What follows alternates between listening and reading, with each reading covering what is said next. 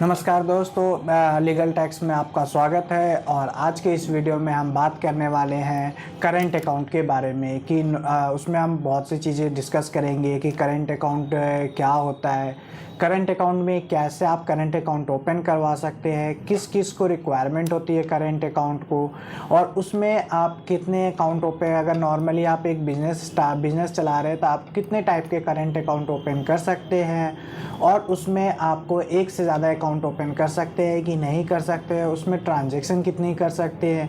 तो इन सब चीज़ के बारे में आज हम आपसे बात करने वाले हैं। तो चलिए अब हम स्टार्ट करते हैं। तो इसके लिए अब हम आपको प्रेजेंटेशन पे ले चलते हैं। ओके, हाँ जी फ्रेंड, तो अब हम बात करने वाले करंट अकाउंट्स के फीचर्स के बारे में कि करंट अकाउंट्स के फीचर्स क्या होता है। तो जो सबसे फर्स्ट फीचर्स है जो आपको यहाँ पे दिख रहा होगा, deposit account held with the bank to manage your business transaction.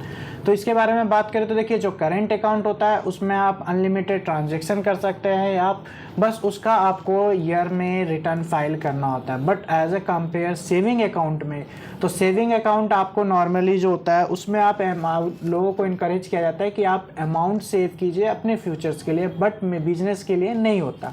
Second जो पॉइंट है आपको जो दिख रहा होगा, interest rate zero. Current account में अगर आप कुछ भी अमाउंट रहता है, सपोज आपको 2 लाख रुपीस है, उसमें 3 लाख है, जो भी है 5 लाख है, तो उस पर आपको इंटरेस्ट कुछ भी नहीं मिलेगा बैंक की तरफ से। ठीक है, इसमें थर्ड चीज़ें होती है जो करंट अकाउंट में आपको एक मिनिमम बैलेंस रिक्वायर्ड होता है, एवरेज मंथली क्वार्टरली बैलेंस। देखिए, सेविंग अकाउंट में भी होता है, बट सेविंग अकाउंट में कम होता है। जैसे आप सेविंग में रख सकते हैं, आप 1000 भी रख सकते हैं, 2000 भी होता है, 5000 भी होता है, 10,000 भी होता है, जिसको आप मेंटेन करना होता है। But as compare to current account, आपको करंट अकाउंट में थोड़ा अमाउंट ज़्यादा रखना पड़ता है। जो मिनिमम स्टार्ट होता है करंट अकाउंट, वो 10,000 आपको मेंटेन करना होता है मिनिमम। ये 20,000 भी हो सकता है, ये 1 लाख भी हो सकता है। जैसे आपको सर्विस चाहिए बैंक से, उतना आपको मेंटेन करके रखना पड़ता है। ज़्यादा आपके ट्रांजैक्शन होते हैं तो आपको एक मिनिमम जो बैलेंस होता है वो आपको ज़्यादा रखना होता है। नेक्स्ट होता है unlimited transaction per day, transfer, fund, receive, cheque, cash extra. देखिए, जितना आप ज़्यादा अमाउंट का आप मिनिमम बैलेंस के अकाउंट आप ओपन करेंगे, उतना ज़्यादा आपको बैंक की तरफ से आपको सर्विस प्रोवाइड किए जाएंगे। कुछ बैंक ऐसे भी होते हैं, जैसे आपको फंड ट्रांसफ़र, फंड के रिगार्डिंग है तो आपको एक मैनेजर दे दिया जाएगा रिलेशनशिप, जो आपको हर चीज़ के लिए आपको प्रेजेंट रहेगा। आप एक कॉल पे उनको बोल सकते हैं, आपसे चेक भी पिक करके चले जाएंगे। आपको कैश की भी अगर रिक्वायरमेंट है तो आप उनको बता दीजिए, वो आपके लिए सब कुछ पहले से ही रेडी रखते हैं और आप जाइए और करके आ जाइए। एज कम्पेयर सेविंग अकाउंट में इतना नहीं होता है। नेक्स्ट हो जाता है चेक बुक, एटीएम और डेबिट कार्ड। नॉर्मली आपको भी इसमें जैसे सेविंग अकाउंट में होता है चेक बुक, एटीएम और डेबिट कार्ड, ऑनलाइन बैंकिंग का आपको मिल जाएगा। बैंकिंग ट्रांसफ़र के लिए एनईएफटी, आरटीजीएस, आईएमपीएस। अभी जो लेटेस्ट आ गया है उसमें आपका यूपीआई भी आ गया है। जैसे आप नॉर्मली करंट अकाउंट है, किसी में भी आप ओपन करते हैं करंट अकाउंट, तो उसमें आपको यूपीआई भी मिल जाता है कि आप अगर अर्जेंट बेस पे पेमेंट करना है कहीं, तो आप यूपीआई के थ्रू भी पेमेंट कर सकते हैं। अकाउंट बैलेंस शीट और स्टेटमेंट भी आपको जब चाहिए आपको मिल जाएगा। बिल पेमेंट का भी ऑप्शन होता है, आप उसमें रेगुलरली आप वो कर सकते हैं कि आपका जब भी टाइम होगा आप वहाँ पे कर सकते हैं। ओवरड्राफ्ट फैसिलिटी भी है उसमें, अप टू सेट लिमिट जैसे ओवरड्राफ्ट के भी आपको उसमें बेनिफिट्स मिल जाते हैं। नेक्स्ट आ जाता है आपका करंट अकाउंट फीचर्स में आपका आ जाता है कैश विड्रॉ और डिपॉजिट। जैसे विड्रॉ बाय चेक हो गया, कैश फ्री कैश डिपॉजिट और withdraw limit per day amount हो गया, उसका चार्ज एप्लीकेबल बियॉन्ड लिमिट हो जाता है आपका। Normally who can open current account, ये एक इंपॉर्टेंट चीज़ है। देखिए, नॉर्मली इंडिविजुअल और एचयूएफ। इंडिविजुअल में जैसे आप एक प्रोप्राइटरशिप ओपन कर लेते हैं, प्रोप्राइटरशिप, जैसे प्रोप्राइटरशिप में आपके पास जीएसटी अकाउंट, जीएसटी हो जाता है सर्टिफिकेट, उसके बेस पे आपको नॉर्मली करंट अकाउंट ओपन हो जाएगा, या एमएसएमई के बेस पे भी हो जाता है। ठीक है, कंपनीज में जैसे प्राइवेट और public limited, partnership firm, proprietorship आ गया, इस पे भी आप अपना करंट अकाउंट ओपन कर सकते हैं। Institution, trust, association, government department का भी होता है कि वो करंट अकाउंट। देखिए, चार्ज की आप बात कर लेते हैं। इसमें चार्ज बाउंस हो जाता है, minimum balance, duplicate statement, remittance, DD, RTGS, NEFT, IMPS. अगर आपका चेक बाउंस हुआ तो उसमें आपका चार्जेस लगेंगे, मिनिमम बैलेंस भी आपने मेंटेन नहीं कर रखा है, अगर डुप्लीकेट स्टेटमेंट, अगर डीडी है तो इसमें भी लगता है।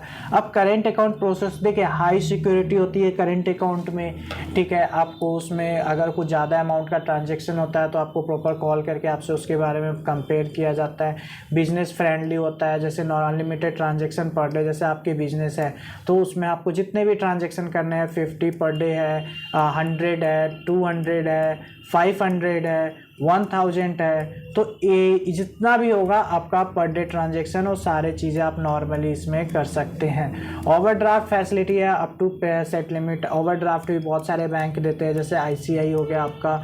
जैसे मान लीजिए सपोज आपने 5 लाख रुपीज़ आपने मेंटेन करके रखा हुआ है तो आपको उस पर कुछ अमाउंट जैसे 3 लाख तक या 2 लाख तक का आपको नॉर्मली इसमें ओवरड्राफ्ट की फैसिलिटी मिल जाती है। ये एज ए अनसिक्योर्ड लोन होता है, सिक्योर्ड नहीं होता है, ये अनसिक्योर्ड लोन होता है। तो इसलिए ये चीज़ें ट्राई कीजिए कि कम लीजिए। Easy to operate, cash, cheque, card, online banking, ये हो गया। No interest on deposit. देखिए अगर आपके बैंक में मिनिमम जो मेंटेनेंस है, अगर मान लीजिए 10,000 है बट आपके अकाउंट पे 1 लाख रुपीज़ पड़े हुए हैं तो उस पर आपको कोई इंटरेस्ट नहीं मिलेगा as compare to saving bank. Saving bank में आपको नॉर्मली 3 to 5% आपको इंटरेस्ट मिल जाता है, बट इस पे आपको कुछ भी इंटरेस्ट नहीं मिलेगा करेंट अकाउंट में। अब करेंट अकाउंट डॉक्यूमेंट रिक्वायर्ड, देखिए करेंट अकाउंट डॉक्यूमेंट रिक्वायर्ड हो जाता है। एप्लीकेशन विथ फोटोग्राफ हो गया, आपका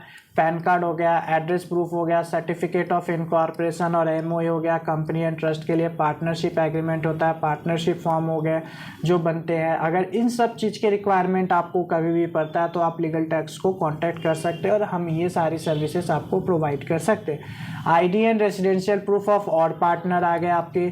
check from existing saving account from the account opening, अगर आप डायरेक्टर है किसी कंपनी में और आपको उसके रिगार्डिंग तो आप इसमें आपको सेविंग अकाउंट से एक चेक देना पड़ता है। सपोज आपको अकाउंट ओपन कर रहे हैं 1 लाख का और अगर 2 डायरेक्टर है तो दोनों को 50,000 का आपको चेक देना पड़ेगा बैंक को। उसके बाद contact detail, address, email ID, phone number, ये सारी चीज़ें आपको प्रोवाइड करना पड़ता है बैंक को अगर ओपन करवाते हैं। अब करेंट अकाउंट के कुछ क्वेश्चन होते हैं जो बहुत ही इंपॉर्टेंट होते हैं। अब देखिए जो फर्स्ट है, do you I have to pay an extra charges to open and maintain a current account? नहीं, एक्स्ट्रा चार्जेस पे नहीं करना पड़ता है, बट उसमें आपको मिनिमम एक बैलेंस आपको मेंटेन करना पड़ता है एज पर जो आपके करंट। किसी में आपको बताया ऑलरेडी मैंने 5,000 भी है, किसी में 10 लाख भी है, तो ऐसे मेंटेन करना पड़ता है।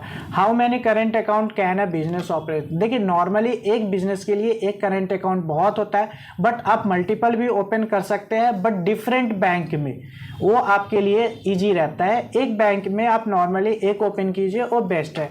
आज small business shop owner, should I open a current account? Yes, normally अगर आपने आप स्मॉल बिजनेस है तो ट्रांजेक्शन के लिए आपके लिए बेस्ट जो है वो करंट अकाउंट है, क्योंकि सेविंग अकाउंट में अगर आपका ट्रांजेक्शन लिमिट से ज़्यादा होता है तो इनकम टैक्स के नोटिस आने के चांसेस बहुत ज़्यादा हो जाता है और उससे आपको प्रॉब्लम होती है। तो अगर वीडियो अच्छी लगी हो तो लाइक ज़रूर करें और चैनल को सब्सक्राइब जरूर करें। और इसके रिगार्डिंग आपको कुछ सर्विसेज की रिक्वायरमेंट होती है, करेंट अकाउंट या कंपनी रिगार्डिंग या लीगल सर्विसेज, तो आप हमसे दिए हुए नंबर पे कांटेक्ट कर सकते हैं। थैंक यू एंड धन्यवाद।